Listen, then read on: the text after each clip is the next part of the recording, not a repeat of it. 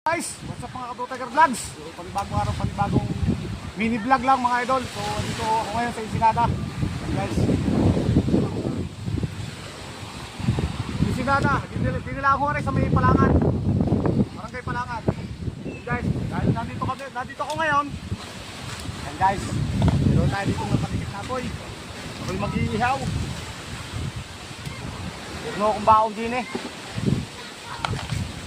Yan. Pinarinig ko daw sa Ricardo yung aking ihaw. Tanong ano? Nakaw info. Yan mga ito.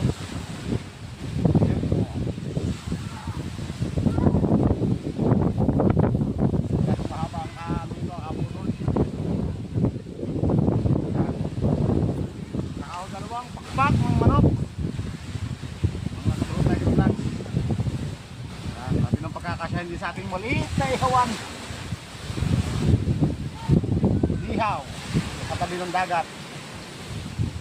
Mamaya mga idol, pag naluto yan, mayroon pa tayo itong iihaw. Isang tilapia. Yan. At saka bangoso na pinalamanan ko sa loob.